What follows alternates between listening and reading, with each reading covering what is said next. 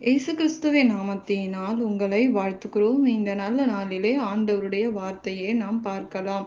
சங்கீதம் 37ஆம் அதிகாரம் 4ஆம் வசனம். கர்த்தரிடத்தில் மனமகிழ்ச்சியாயிரு, அவர் உன் இருதயத்தின் வேண்டுதல்களை உனக்கு அருளச் செய்வார். பிரியமானவர்களே, இந்த காலை வேளையில ஆண்டவர் உங்களோட பேசுகிற வார்த்தையை நாம் பார்க்கலாம். இன்றைக்கு ஆண்டவரிடத்தில் மனமகிழ்ச்சியாக இருக்கும்போது நீங்கள் சோர்வோட இருந்தால் நீங்கள் நன்மைகளை பெற்றுக்கொள்ள முடியாது. ஆண்டவரிடத்தில் மனமகிழ்ச்சியாக இருக்க வேண்டும். மனமகிழ்ச்சியாக இருக்கும்போது உங்கள் இருதயத்தின் வேண்டுதல்களை எல்லாம், உங்கள் விண்ணப்பங்களை எல்லாம் ஆண்டவர் உங்களுக்கு செய்து முடிப்பார். பிரியமானவர்களே, இன்றைக்கு ஆண்டவரிடத்தில் நாம் கேட்கிற காரியங்களை நாம் பார்க்கிறோம். சோர்வோட இது கிடைக்குமா, இது நடக்காது என்னுடைய வாழ்க்கையில் என்று நினைக்கிற வேளையில் நம்முடைய விசுவாசம் அந்த இடத்தில் கிரியை செய்ய முடியாது. நீ மனமகிழ்ச்சியோட, நீங்க துதியோட நீங்கள் விண்ணப்பத்தை செலுத்தும் போது அந்த விண்ணப்பம் கேட்கப்படுகிறது. உங்கள் இருதயத்தில் இருக்கிற வேண்டுதல்களை, விண்ணப்பங்களை கர்த்தர் நிறைவேற்றுவார் என்று வாக்கு கொடுக்கிறார். நம்முடைய வழிகளை நாம் கர்த்தருக்கு ஒப்பு கொடுக்க வேண்டும். ஆண்டவர் மேல் நம்பிக்கையா இருக்கும்போது அவர் காரியத்தை நம்முடைய வாழ்க்கையில் வாய்க்க பண்ணுகிற தேவனாய் இருக்கிறார். பிரியமானவர்களே, இன்றைக்கு நம்முடைய வாழ்க்கை யாரிடத்தில் ஒப்பு கொடுக்கிறோம்? நம்முடைய நம்பிக்கை யார் மேல இருக்கிறது?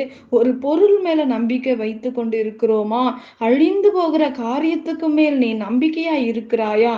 அப்படி நீ நம்பிக்கையா இருக்கும்போது உங்களுடைய வாழ்க்கையில் விண்ணப்பங்களுக்கு ஆண்டவர் பதில் கொடுக்க மாட்டார். பதிலை பெற்றுக்கொள்ள நம்முடைய வாழ்க்கையில் முடியாது. நம்முடைய வாழ்க்கை நீதியாக இருக்க வேண்டும். நீ நீதியாக இருக்கும்போது, உன் வாழ்க்கை நீதியாக இருக்கும்போது வெளிச்சத்தை போலவும் நியாயத்தை பட்ட பகலை போலவும் விளங்க பண்ணுவார் என்று வேதம் சொல்லுகிறது. இன்றைக்கு உங்கள் வாழ்க்கையில் நீதி இருக்கிறதா? நீ நீதியா எண்ணுகிறாயா உன் வாழ்க்கையில்? அப்ப நீதியா இருக்கும்போது ஆண்டவர் நமக்கு உதவி செய்வார். நீங்கள் மனமகிழ்ச்சியாக இருக்க வேண்டும், நீதியாக இருக்க வேண்டும், கர்த்தருக்கு உங்கள் வழியை ஒப்பு கொடுக்க வேண்டும். இந்த 4 காரியங்கள் உங்கள் வாழ்க்கையில் நீங்கள் செய்யும் போது நீங்கள் ஆண்டவருக்கு ஒப்பு கொடுக்க வேண்டும். ஆண்டவரிடத்தில் மனமகிழ்ச்சியா இருக்க வேண்டும், நீதியா இருக்க வேண்டும் என்று நாம் பார்க்கிறோம். பிரியமானவர்களே, இன்றைக்கு உங்கள் இருதயத்தில் இருக்கிற காரியங்களில் நீதியாக எண்ணும் போது ஆண்டவர் உங்களுக்கு உதவி செய்வார். உங்கள் விண்ணப்பங்களுக்கு அவர் பதில் கொடுப்பார் என்று நாம் பார்க்கிறோம். இன்றைக்கு நம்முடைய வாழ்க்கையில் நீங்கள் நீதியாக எண்ணுகிற காரியங்கள் என்னவென்றால், வேதத்தின்படி உங்களுடைய வாழ்க்கையில் நீங்கள் நடக்கும்போது ஆண்டவர் உங்களுக்கு உதவி செய்ய அவர் போதுமானவராய் இருக்கிறார் என்று நாம் பார்க்கிறோம்.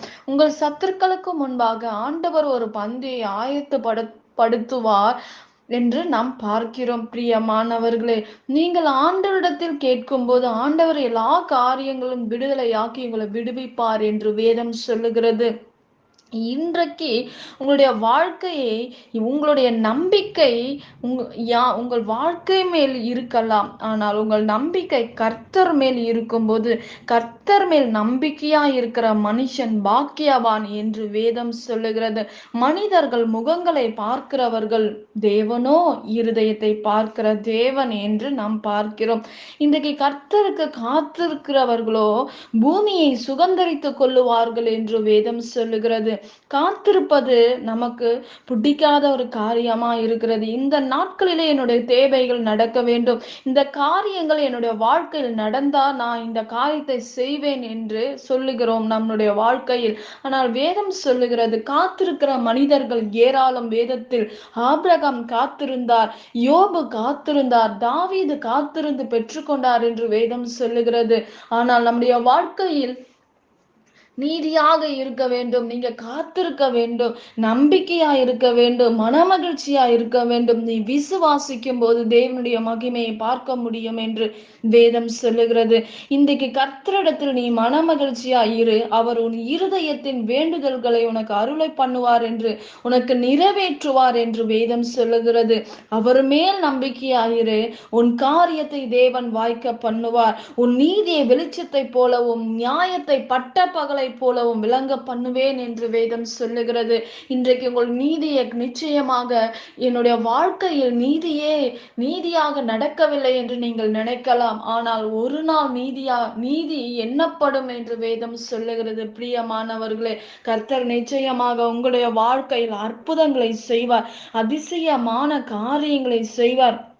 பொல்லாதவர்கள் அறுப்புண்டு போவார்கள் என்று வேதம் சொல்லுகிறது. பொறுமையாக காத்திருக்கிறவர்கள் பூமியை சுதந்தரித்துக் கொள்ளுவார்கள் என்று வேதம் சொல்லுகிறது. பிரியமானவர்களே, இன்றைக்கு ஆண்டவர் நீதிமானுக்கு விரோதமாக எழும்புகிற ஜனங்களை நான் அதமாக்குவேன் என்று வேதம் சொல்லுகிறது. இன்றைக்கு நீதியாக நீ எண்ணும் போது சோர்வு இல்லாதபடி கர்த்தருக்குள் மனமகிழ்ச்சியா இருக்கும்போது நீ கர்த்தரை நம்பி நன்மை செய்யும் போது நீ தேசத்தை குடியிருக்கிற காரியங்களை தரித்து கொள்ளுவார் என்றுமே ஆண்டவர் சொல்லுகிறதை நாம் பார்க்கிறோம். பிரியமானவர்களே, இன்றைக்கு நம்முடைய வாழ்க்கை இன்றைக்கு சோர்வோடு வேதனையோடு இருந்தா நீ நன்மையை பார்க்க முடியாது. நீ விசுவாசத்தோட மனமகிழ்ச்சியாக இருக்கும்போது கர்த்தர் உங்கள் வாழ்க்கையில் இருக்கிற எல்லா காரியங்களை மாற்றி அவர் வல்லமை உள்ள தேவனாய் இருந்து உங்களுக்கு அற்புதம் செய்வார். நாம் ஜெபிக்கலாம். பரலோகத்தில் வாசமாய் இருக்கிற அன்பின் பிதாவே, உங்க நாமம் மகிமைப்படுவதாக, உங்க ராஜ்யம் வருவதாக. ராஜா, இந்த நேரத்துல ஆண்டவரே கர்த்தருக்கு காத்திருக்கிற பிள்ளைகள் ஆண்டவரே புது பலன் அடையும்படி கர்த்தர் கிருபை பாராட்டுவீராக. இந்த வார்த்தையை நீர் ஆசீர்வதிப்பீராக, பெருக பண்ணுவீராக. ராஜா ஆண்டவரே, கொடுத்த இந்த வார்த்தைக்காக ஸ்தோத்திரம். அற்புதமும் அடையாளங்களும் உங்க பிள்ளைகளோட வாழ்க்கையில கட்டளிடுவீராக. பெரிதான காரியங்களை பிள்ளைகளோட வாழ்க்கையில கட்டளிடும்படி நான் செபிக்கிறேன்ப்பா. ஆண்டவரே, உங்களுடைய காரியத்துல மனமகிழ்ச்சியா இருக்க எங்களுக்கு உதவி செய்வீராகப்பா. நன்மைக்கு ஏதுவான காரியங்களை கட்டளிடுவீராக. உங்க மேல நம்பிக்கையா இருக்கிற பிள்ளைகளோட வாழ்க்கையில அற்புதங்கள் நடக்கட்டும் ராஜா, அதிசயங்கள் நடக்கட்டும்ப்பா. எல்லா தடைகளை மாற்றுங்க ஆண்டவரே. எல்லா பண தேவைகளை சந்திங்க ஆண்டவரே. பிள்ளைகளை ரத்த கோட்டைகளை மறைப்பீராக. சமாதானத்தை கட்டளிடுவீராக. அதிசயமான காரியங்கள் குடும்பங்களை நடக்கும்படி நான் ஜெபிக்கிறேன். எல்லா பிரிவின் ஆவிகள் கர்த்தாவே கட்டப்பட்டு போவதாக ராஜா.